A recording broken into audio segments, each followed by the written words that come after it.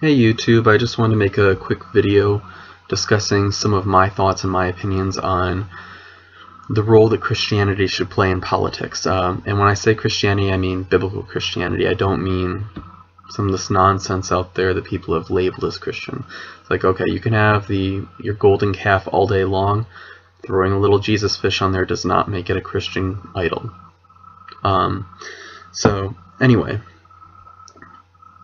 I think a lot of times Christians look at the way the world is and people have this saying of, oh, we have to have separation of church and state. But most people don't realize that the term separation of church and state is nowhere in the Constitution. And actually, the author of the First Amendment said that part of the role of public schools should be to teach religious education. And at that point in time, the way they handled things was they had ministers from all sorts of different denominations come in to teach kids the Bible. So unfortunately, we've gotten to a culture that has a very secular mindset. Now, whether or not it would be practical or reasonable to have ministers come in and teach kids the Bible today, whether or not this is even feasible with our climate, or whether it would be prudent, all of that stuff, I have no idea. But I think that in a utopian America, I think that there would be ministers coming in teaching us the Bible. And I also think that people of other faiths, even faiths that I think that are ultimately from Satan, would be coming in and teaching students about that particular belief system. So I think we would have people coming in and teaching students about the Quran, Book of Mormon, the Hindu Vedas, the works of the Buddha, all of these good things, or, well, I don't really think they're good, but all of these things, I think that students should be educated on them. I remember we very briefly touched on a religion in my global history class in high school, and of course, it seemed like the teachers mocked, or at least the one teacher who was himself Catholic, he really seemed to view the history of Christianity as being a very negative thing, a very evil thing. Now, it actually turned out later that a lot of what I was taught about the history of Christianity in high school was actually wrong. For example, in the Middle Ages, people knew that the earth was round. The whole story you learn in school about the Catholic Church teaching that the earth was flat and Christopher Columbus setting out to prove them wrong, the entire story is nonsense. No historian who studies that time period accepts this story. It was actually invented by a lawyer in the 1800s who was angry at the church for not accepting Darwinism.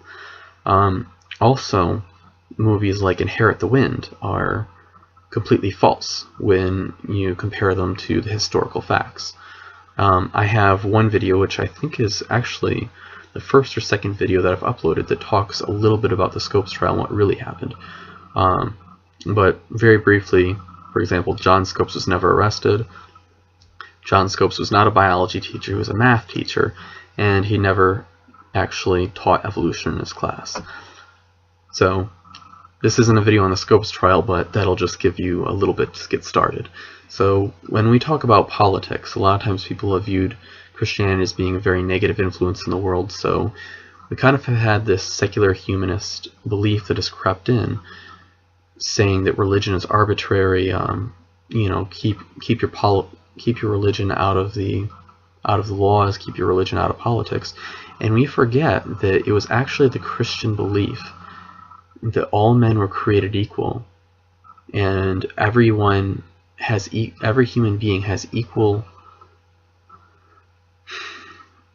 They're created with equal dignity in the eyes of God.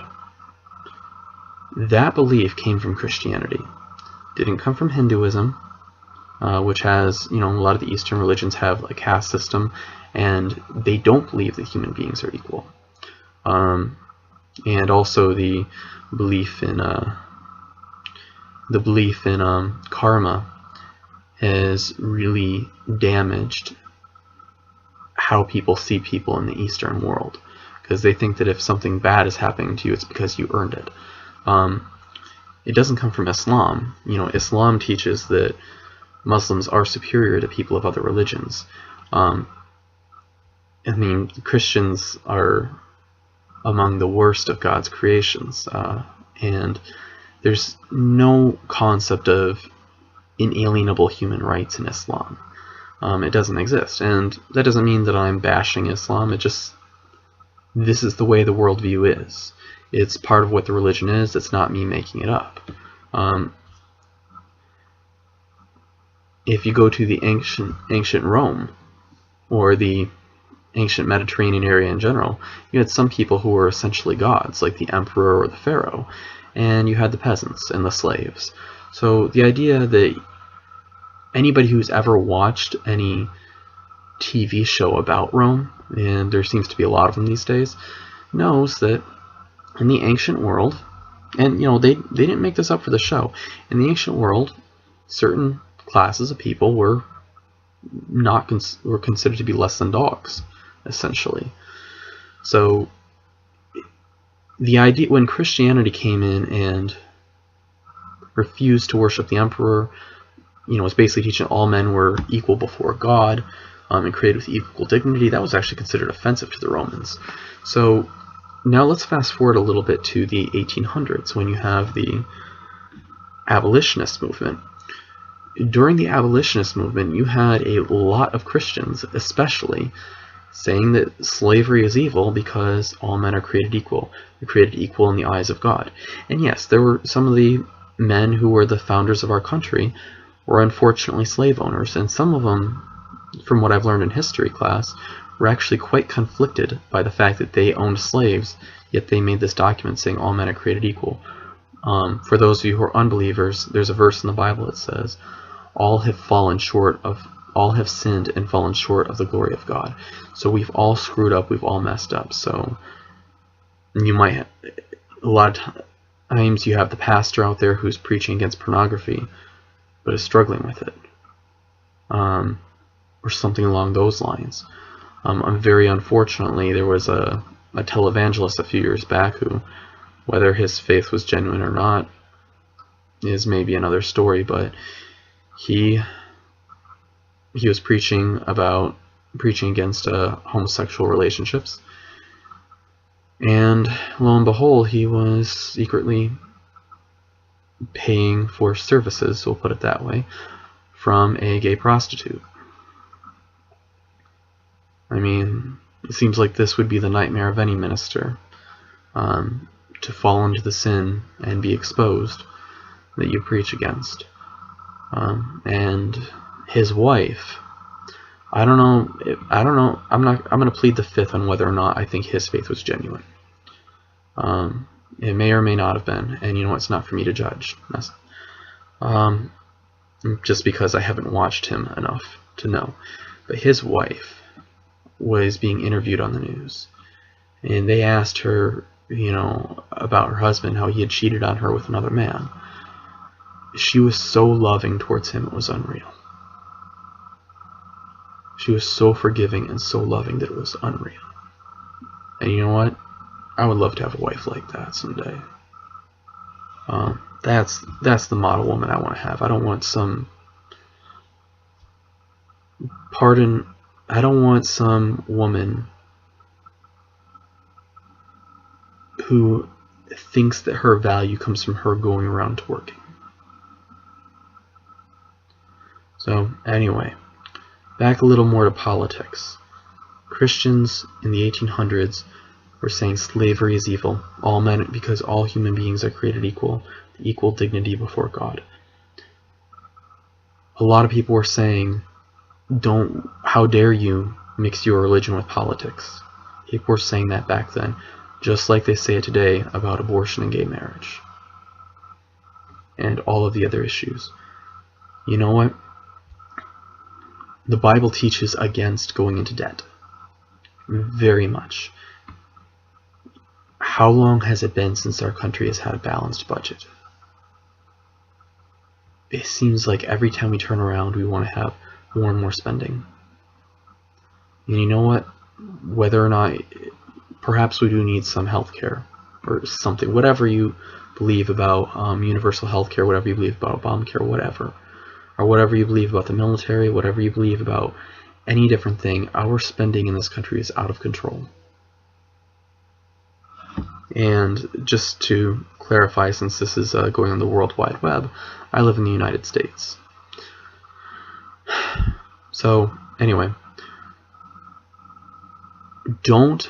my advice for Christians is, don't be afraid to mix your religion with your politics. Because you know what, the Bible is where we got the whole notion of basic human rights and dignity in the first place. This idea was foreign to the ancient world until the Bible came along. And until Christianity started to spread into the pagan world. So you know what, the whole notion...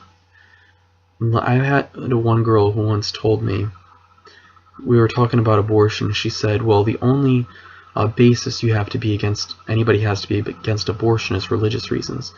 And I looked at her and I said, well, the same applies to slavery. And she said, you know what, that's true. You know, she knew what I was getting at, that, you know, the whole idea that human beings are sacred and that human beings are created with equal dignity, you don't get that from materialism. If a human being is just an arrangement of atoms and molecules, what is this? Then how is a human being sacred? A human being has no more value than a water buffalo. And you know what? Even the Bible says, you know, not to be cruel to the animals. It doesn't teach veganism. We are allowed to eat the animals, but there was a proverb. I don't remember exactly where it was, and so forgive me, but it said something to the extent of, you can tell a good man by how he treats his beast. I think it's no accident that William Wilberforce really advocated for the just treatment of animals. Same guy who worked to end the slave trade in the British Empire. He worked hard to get people to treat their animals humanely. It's no accident that he was a Christian. And you know what? I think it's no accident today that it's primarily Christians who are arguing for the rights of the unborn.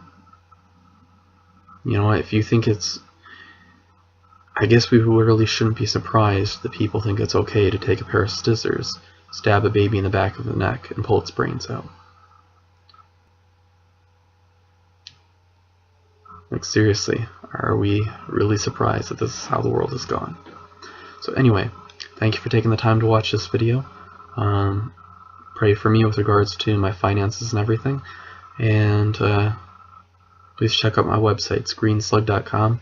Remember, slug is spelled with 2 G's, and also blueslug.com. Slug is also spelled with 2 G's. This is Greg, out.